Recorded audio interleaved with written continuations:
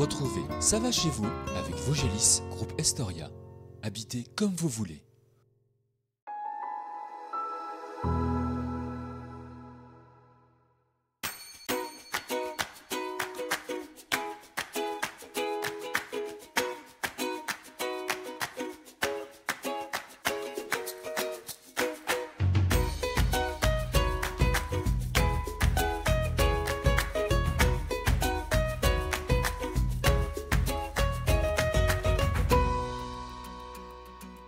Nous partons cette semaine dans la Vosges, à quelques kilomètres de Darney ou encore de Contrexéville, dans un village où vivent près de 210 Arlangeois ou Relangeois.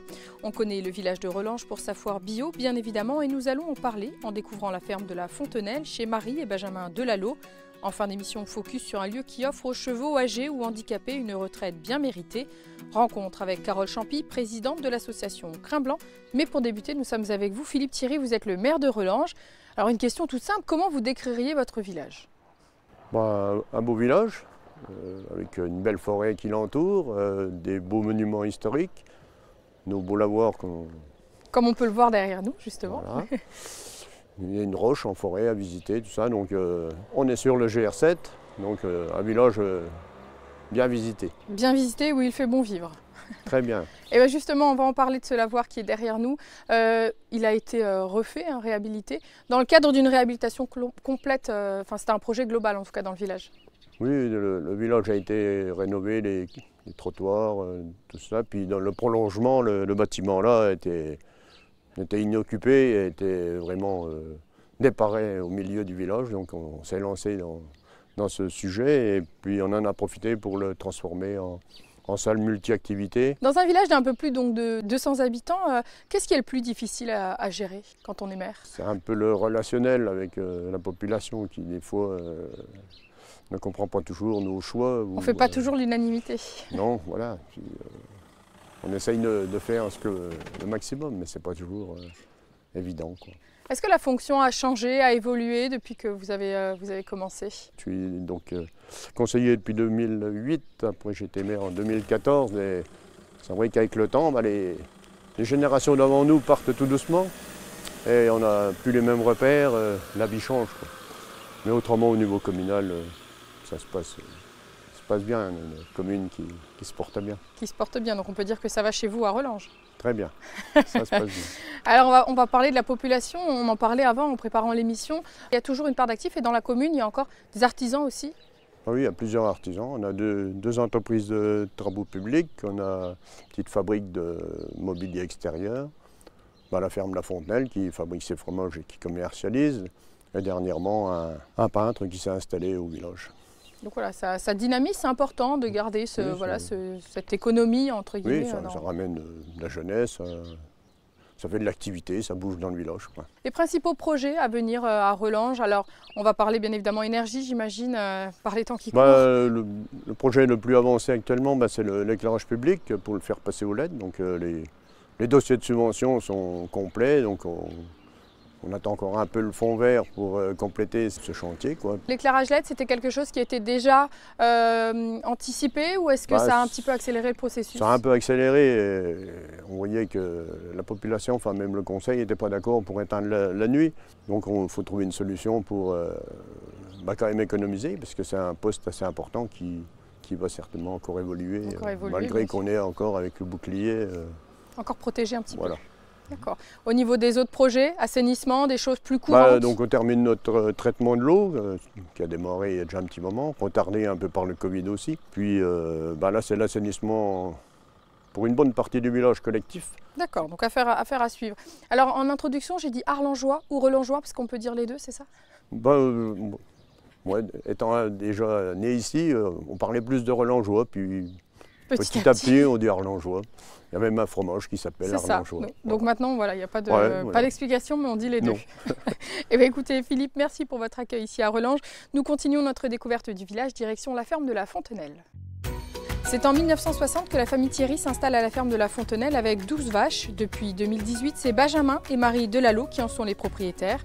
Avec leurs 50 vaches laitières, ils produisent du lait de foin biologique, un lait dont la première moitié est vendue et la seconde transformée à la ferme.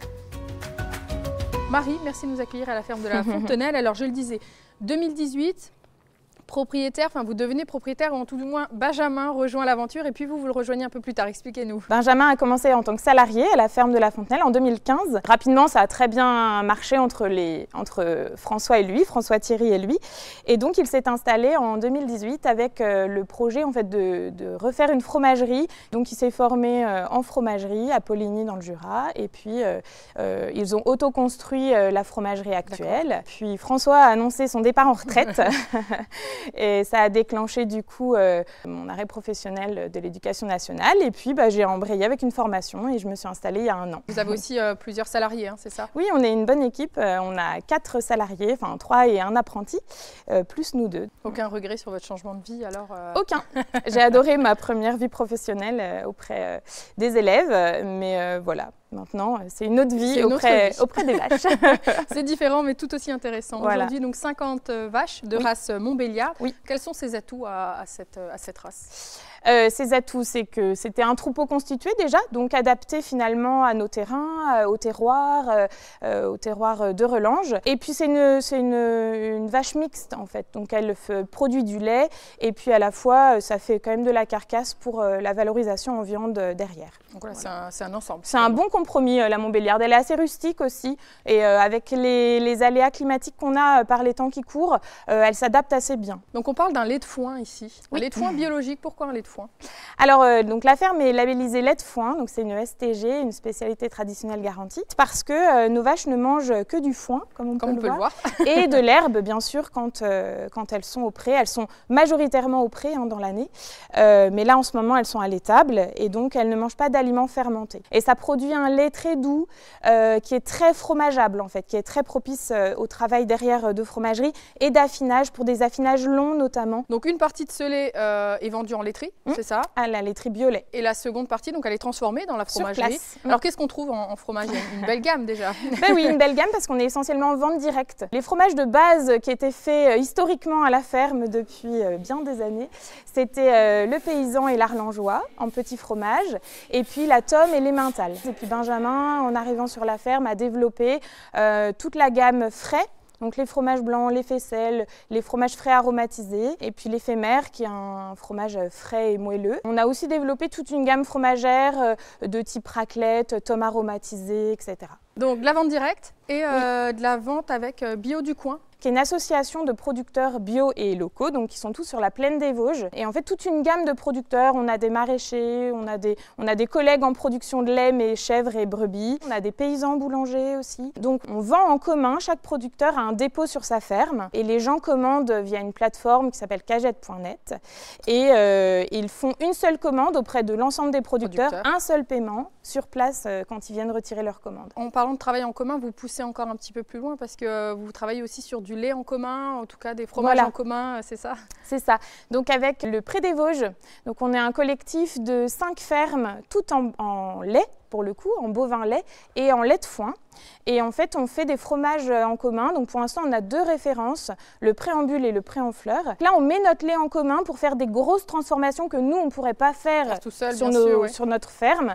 Et on fait des fromages de garde et on les commercialise plutôt, le projet, c'est plutôt de les commercialiser en semi-gros. Et on va terminer sur un incontournable ici à Relanges, bien évidemment, Relanges Bio. L'idée de ce rendez-vous, c'est vraiment de réunir tous les producteurs autour du bio et puis le public aussi qui est intéressé par voilà. Oui, c'est vraiment... Il y a un côté festif, on est là pour faire la fête ensemble parce que c'est très réjouissant d'être producteur bio et je pense que c'est vraiment l'avenir au niveau finalement de tous les bouleversements et les changements qu'on est en train de vivre. La bio, c'est vraiment une réponse pour les problèmes d'aujourd'hui, c'est une réponse de demain et du coup, c'est vraiment un moment festif où on fait le point, on se projette dans l'avenir, on aborde les sujets, on fait des tables rondes, des conférences et puis effectivement c'est un moment de rencontre entre les producteurs et les consommateurs et c'est une belle fête. Une belle fête donc le 15 et 16 avril. 15 et 16 avril. Eh bien rendez-vous le 15 et 16. Merci beaucoup Marie pour votre accueil à la ferme de la Fontenelle. Nous poursuivons notre découverte du village, direction notre dernier invité déjà, Crin Blanc. L'association Crin Blanc et ses bénévoles accueillent des équidés à la retraite, maltraités ou abandonnés. Une structure qui vit du soutien de 30 millions d'amis et de la fondation Brigitte Bardot. Carole, merci de nous accueillir à Crin-Blanc. Alors, comment est né Crin-Blanc il y a déjà quelques années? Il y a eu une première création de l'association en Moselle avec des péripéties. Mais l'équipe actuelle qui travaille actuellement est là depuis 2006. C'est vrai qu'on entend plus souvent parler d'abandon de chiens, de chats, mais ce ne sont pas les seuls animaux concernés, hein. Les chevaux, les ânes. Oui, mais les chevaux sont des animaux considérés encore comme des animaux de rente, mais ils sont en réalité souvent des animaux de compagnie. Et c'est comme un chien ou un chat, en beaucoup plus grand. Et c'est beaucoup plus cher aussi, beaucoup plus fragile. Et cela fait que les gens, lorsqu'ils n'ont plus les moyens, lorsqu'il y a un divorce, un décès, ne savent plus quoi faire de leur animal. Ils n'ont pas prévu la chose alors qu'il faudrait la prévoir. Et je me retrouve avec des demandes tous les 2-3 jours. Et des demandes uniquement dans la région, dans le département? Oui, c'est beaucoup en ce moment sur la Meurthe-et-Moselle, sur le Grand Est, oui. Parce qu'il n'y a pas d'autres structures identiques ou il n'y homologues en a pas beaucoup. Hein. C'est surtout, nous recevons particulièrement des chevaux déjà âgés, donc qui sont peu transportables. Par exemple, la dernière arrivée, Eva, il a fallu qu'elle reste 3 mois dans une famille relais qui a été adorable parce qu'elle n'était tout simplement pas transportable jusqu'à Relanges. Elle est aveugle, hein, elle est aveugle, elle est assez handicapée. Et alors Crin-Blanc, c'est des chevaux principalement tout de même, mais pas forcément malades. Ça peut être des chevaux à la retraite dont on ne sait plus quoi faire. Donc les propriétaires, oui, ils peuvent être pas forcément avoir des pathologies. Ils vont les développer de toute façon avec l'âge. Ici, nous avons plusieurs pathologies.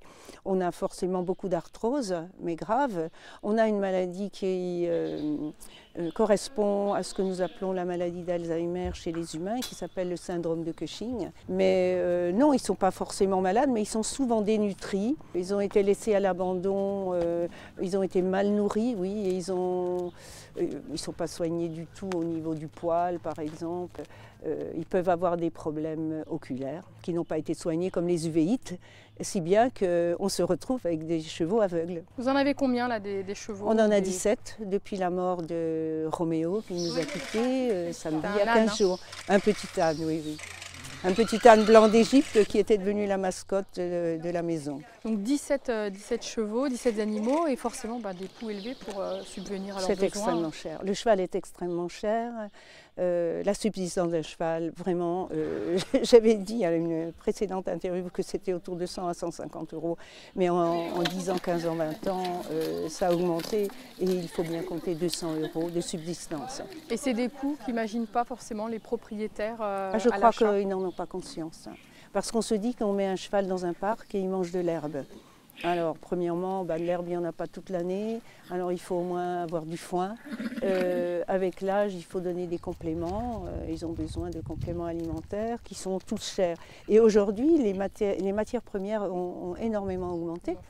Donc, le coût de la nourriture explose. Difficile de maintenir, d'avoir un budget conséquent, surtout que vous vivez de subventions principalement. Donc c'est des subventions. Oui. 30 millions d'amis, la Fondation Brigitte Bardot. Ce sont vraiment des appuis vitaux, extrêmement précieux, et ils sont avec nous depuis plus de 20 ans. Sans eux, on ne survivrait pas. Pour le reste, ce sont des adhérents qui nous soutiennent.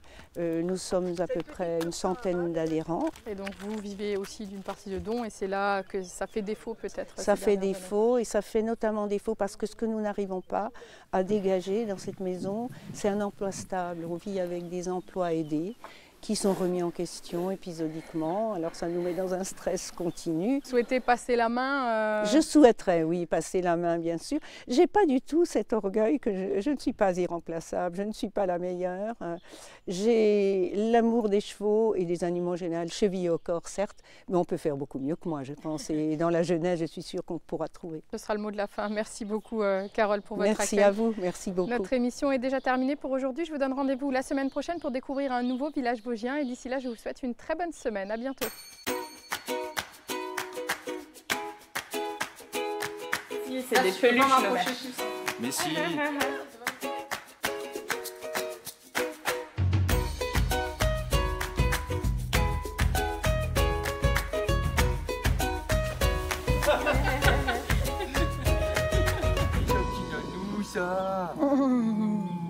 C'est un bon petit cheval. Retrouvez Ça va chez vous avec Vogelis, groupe Estoria.